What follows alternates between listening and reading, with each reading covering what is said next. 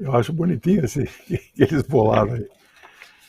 Bom, eu fiz aqui uma pesquisa, eu não sou teólogo, apesar de eu estar dando um curso sobre história das religiões todos os domingos no meu canal, chama Canal da Geopolítica, às 19 horas. É um bom programa para domingo à noite. Agora, esse domingo, nós estamos falando agora da parte 2 sobre confucionismo, que é mais uma filosofia do que uma religião. Então, eu fiz aqui uma pesquisa, consultei vários sites.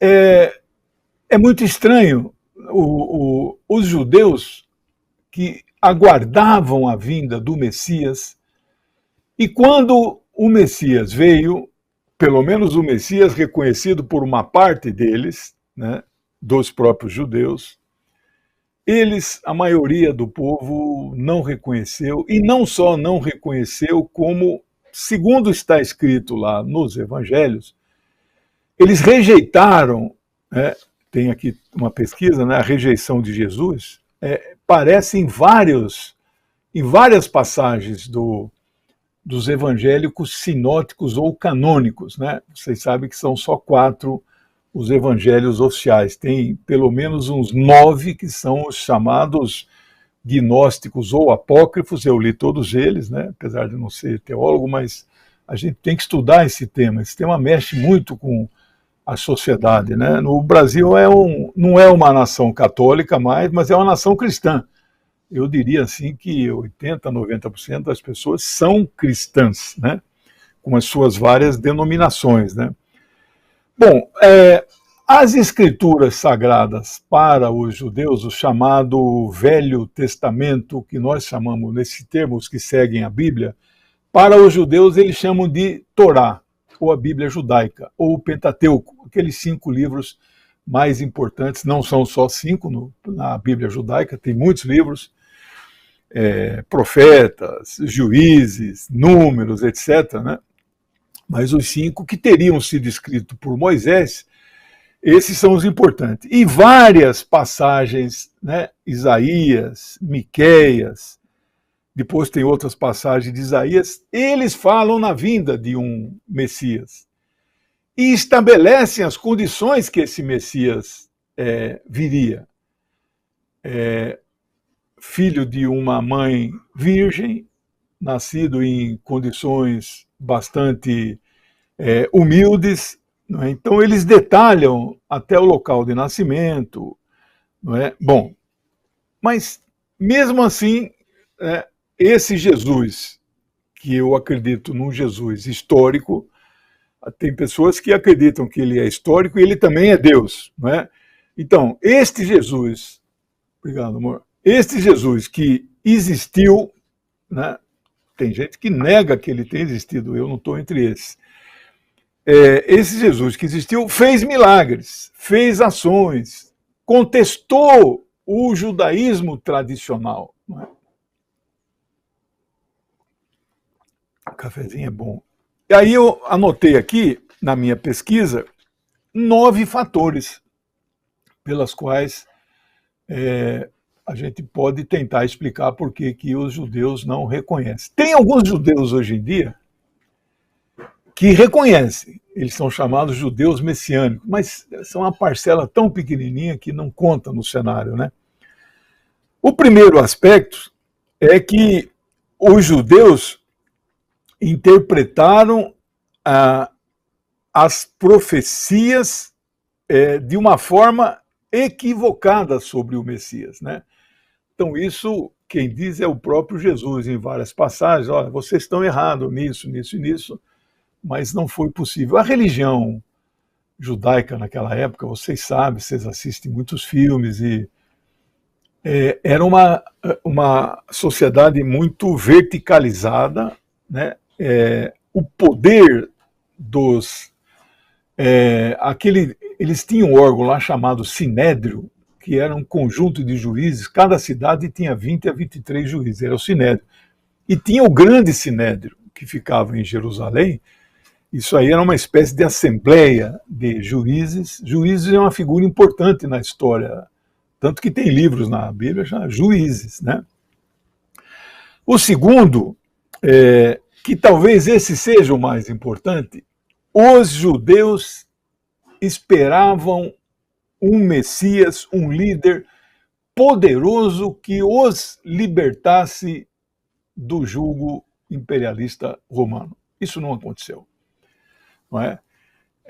Quando ele entra em Jerusalém, no domingo passado, né, foi domingo de Ramos, ele entra com a maior simplicidade e montado em um burrinho, né?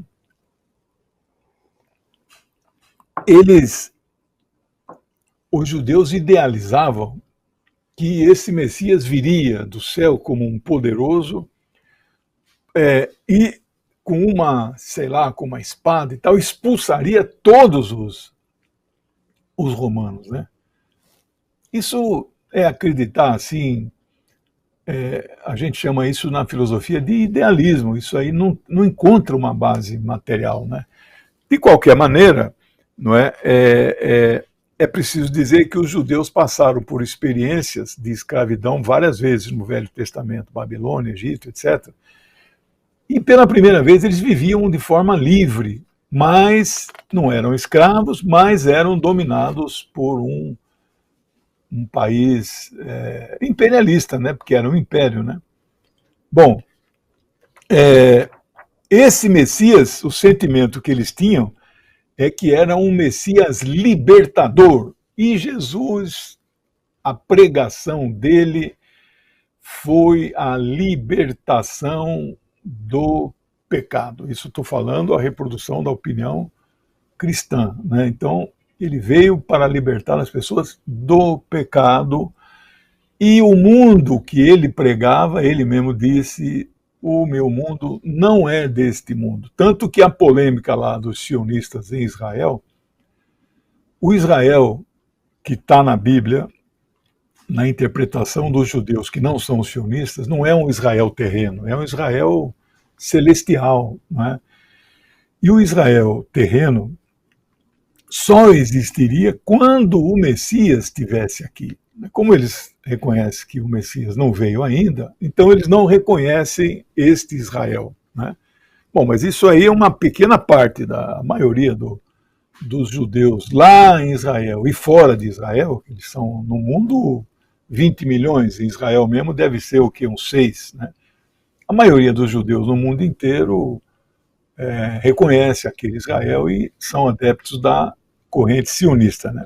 O terceiro aspecto, aqui, explicação, e aí não é minha opinião, mas baseada em vários autores que eu pesquisei de ontem para hoje, Jesus apontou muitos pecados que os judeus cometiam. Isso foi para eles assim uma ofensa impressionante, né?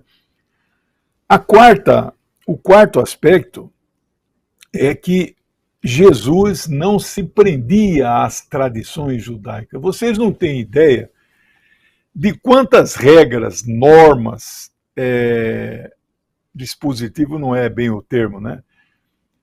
Que os judeus praticantes mesmo, que levam a sério a sua religião, têm que seguir, você não tem ideia. Esse número que eu vou falar, você vai ficar estarrecido. E os ortodoxos sabem essas regras e leis de cabeça. 613 mandamentos, regras, normas. A comida, a forma de abater o gado tem que ser dessa maneira, se não for não pode comer, etc. 613. Mas a regra mais importante é não trabalhar, não fazer nada aos sábados, guardar os sábados, né? Jesus não fazia isso. Jesus rompia estas regras, né? E tem registros, os teólogos aí estudam, que pesquisam a Bíblia, Jesus fez pelo menos 7 milagres exatamente no dia de sábado, né? Então, isso para os judeus ali do Sinédrio, aquela turma dos fariseus, e isso aí era a morte. Por isso eles não aceitavam de jeito. Esse aí não pode ser o Messias, que está rompendo com as escrituras que Moisés determinou, né? O quinto, os judeus preferiram ouvir os seus líderes religiosos e não ouvir, né, Jesus, que estava sendo já aceito por uma grande maioria, não é? Não por acaso hoje tem 2 bilhões de seguidores, não é, do cristianismo, e os judeus continuam sendo essa 23 milhões de pessoas, né? E eles ouviram tanto os líderes que naquela cena do julgamento, o Pilatos chega a dizer: olha, pela tradição eu posso soltar um prisioneiro, vocês querem que solte este Barrabás ou querem que solte Jesus? E aqui um parênteses, Barrabás não é ladrão, Barrabás não é assassino, Barrabás é um líder, zelotes, e os zelotes são aquela parte dos judeus que defendiam a luta armada para a expulsão dos romanos pela espada, né? Então não tem essa coisa de que ele era um ladrão, etc., né? Mas aí, incitado pelos líderes, escolheram soltar Barrabás e gritavam: crucifique-no, crucifique-no, etc., né? Bom,